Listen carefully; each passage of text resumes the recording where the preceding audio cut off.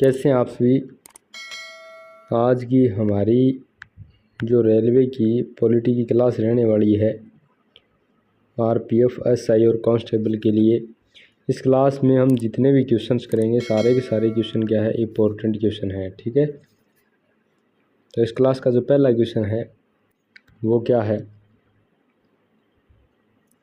भारत का राष्ट्रपति बनने के लिए न्यूनतम आयु कितनी होनी चाहिए। भारत का राष्ट्रपति बनने के लिए न्यूनतम आयु है वो आपकी कितनी होनी चाहिए।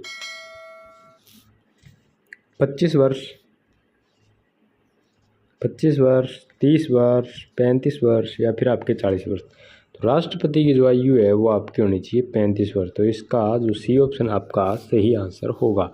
ये जो क्वेश्चन है आपका आरपीएफ एसआई के अंदर 2019 में पूछा गया क्वेश्चन है। ठीक है, अगला क्वेश्चन क्या है, सर्वोच्च न्यायालय की स्थापना के स्थान पर हुई। सर्वोच्च न्यायालय की स्थापना किसके स्थान पर हुई। सर्किट कोर्ट ऑफ अपील के स्थान पर, ब्रिटिश प्रीवी काउंसिल के स्थान पर, हाउस ऑफ अपील के स्थान पर, और आपका जो ऑप्शन है हाउस ऑफ लॉर्ड्स के स्थान पर। तो सर्वोच्च न्यायालय की जो स्थापना है वो आपकी हुई थी ब्रिटिश प्रीवी काउंसिल के आधार पर। तो बी ऑप्शन आपका इसका जो सही आंसर होगा। ये क्वेश्चन भी आपका क्या है, आरपीएफ एसआई के अंदर 2019 में पूछा गया क्वेश्चन है। ठीक है, अगला क्वेश्चन क्या है, प्रधानमंत्री किसके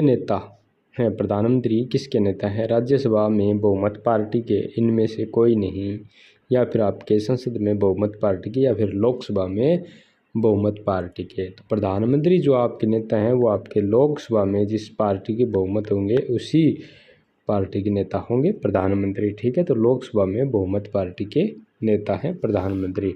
ये जो क्वेश्चन है आपका आरपीएफ एसआई के अंदर 2019 के अंदर आया हुआ क्वेश्चन है। ठीक है, और हम बात करें प्रधानमंत्री की नियुक्ति की, इनकी नियुक्ति है वो आपके अनुच्छेद 75 के तहत राष्ट्रपति द्वारा, अनुच्छेद 75 के तहत किसके द्वारा, राष्ट्रपति के द्वारा की जाती है। ठीक है, अगला क्वेश्चन है,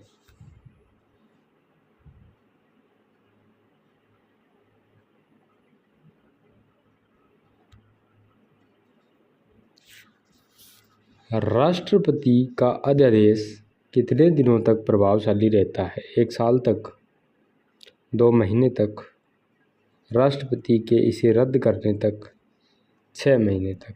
तो इसका आपका डी ऑप्शन है वो बिल्कुल करेक्ट आंसर है, 6 महीने तक। राष्ट्रपति का अध्यादेश कितने टाइम तक रहता है, 6 महीने तक। ठीक है, और जो अध्यादेश की शक्ति वो आपकी किस अनुच्छेद के अंदर है, अनुच्छेद 123 द्वारा इन्हें प्रदान की गई है। ठीक है, अगला जो क्वेश्चन हमारा वो क्या है, अगला क्वेश्चन है, भारत के राष्ट्रपति का कार्यकाल कितना होता है। भारत के राष्ट्रपति का कार्यकाल कितना होता है, 6 माह तक, निर्धारित अवधि नहीं, या 5 वर्ष तक, या फिर आपके 4 वर्ष तक। तो राष्ट्रपति का जो कार्यकाल है वो आपका 5 वर्ष का होता है। ये जो क्वेश्चन आपका आरपीएफ एसआई के अंदर 2019 में पूछा गया क्वेश्चन है। ठीक है, कितने वर्ष का होता है, 5 वर्ष का। और राष्ट्रपति के कार्यकाल का वर्णन किस में मिलता है, अनुच्छेद 56 के अंदर। ठीक है, किस अनुच्छेद के अंदर मिलता है, अनुच्छेद 56 के अंदर। ठीक है, अगला क्वेश्चन क्या है, अगला क्वेश्चन हमारा है, राष्ट्रपति द्वारा लोकसभा में नामित सदस्यों की संख्या कितनी होती है। राष्ट्रपति द्वारा नामित सदस्यों की संख्या है वो आपकी लोकसभा में कितनी होती है? 2 होते हैं, 4 होते हैं, 12 होते हैं या फिर आपके 1 होते हैं? तो राष्ट्रपति द्वारा लोकसभा में नामित सदस्य होते हैं वो आपके 2 होते हैं। तो इसका ए ऑप्शन है वो बिल्कुल सही आंसर होगा। ये क्वेश्चन भी आपका RPF SI के अंदर 2019 में पूछा गया क्वेश्चन है। और आपके लोकसभा को क्या कहते हैं? लोकसभा को आपके निम्न सदन भी कहते हैं, ठीक है। और 104 नंबर 104वें संशोधन अधिनियम 2019 के द्वारा लोकसभा व राज्यसभा की सभाओं में एंग्लो इंडियन के लिए निर्धारित सीटों के आरक्षण को समाप्त कर SC व ST के सीटों के लिए आरक्षण अगले 10 वर्षों के लिए बढ़ा दिया गया है, ठीक है। तो राष्ट्रपति द्वारा लोकसभा में नामित सदस्यों की संख्या कितनी होती है? 2 सदस्यों की, ठीक है। अगला क्वेश्चन क्या है? सामान्य कानूनी अधिकारों के लिए आदेश जारी करने की शक्ति किस न्यायालय के पास होती है? सामान्य कानूनी अधिकारों के लिए आदेश जारी करने की शक्ति किस न्यायालय के पास होती है? अधीनस्थ न्यायालय के पास, सर्वोच्च न्यायालय के पास, उच्च न्यायालय के पास या इनमें से कोई नहीं। तो इसकी जो सामान्य कानूनी अधिकारों का आदेश जारी करने की जो शक्ति है वो आपकी उच्च न्यायालय की होती है। तो सी ऑप्शन आपका इसका सही आंसर होगा। कौन सा? उच्च न्यायालय, ठीक है। ये क्वेश्चन आपका जो है RPF SI के अंदर 2019 में पूछा गया क्वेश्चन है, ठीक है। अगला क्वेश्चन है हमारा, भारत के लेफ्टिनेंट गवर्नर के लिए इनमें से कौन सी बात सही है? भारत में लेफ्टिनेंट गवर्नर की नियुक्ति सेना द्वारा की जाती है। केंद्र शासित प्रदेश के नाम मात्र के प्रमुख के रूप में ये कार्य करते हैं या फिर आपके भारत के लोगों द्वारा चुने जाते हैं या फिर मुख्यमंत्री की मंत्रियों की परिषद के प्रति ये जवाबदेह होते हैं। तो इनमें से आपके लिए जो लेफ्टिनेंट गवर्नर के लिए जो सही बात है वो आपका बी ऑप्शन है। केंद्र शासित प्रदेश के नाम मात्र के प्रमुख के रूप में कार्य करते हैं। कौन?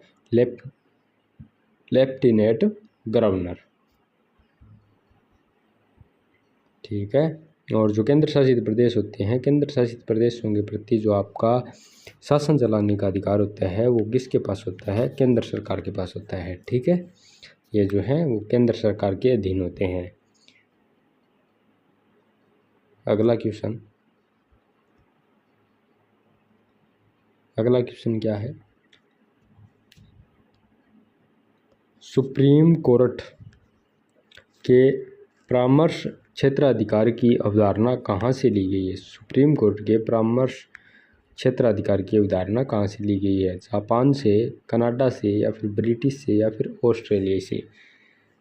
तो जो सुप्रीम कोर्ट के परामर्श क्षेत्राधिकार की अवधारणा है वो आपकी ली गई है कनाडा के संविधान से। तो बी ऑप्शन आपका इसका सही आंसर होगा, ठीक है। कहाँ से लिया गया है ये? कनाडा के संविधान से, ठीक है।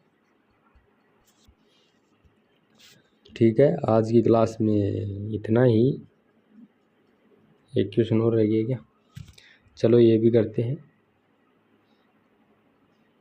भारतीय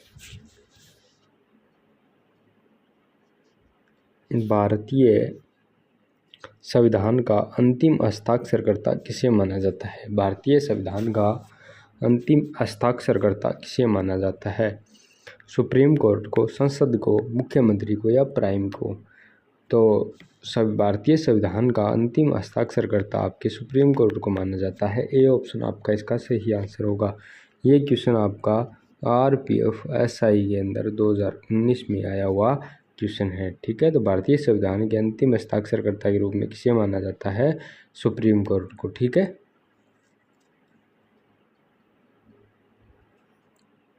ठीक है, आज की क्लास में इतना ही।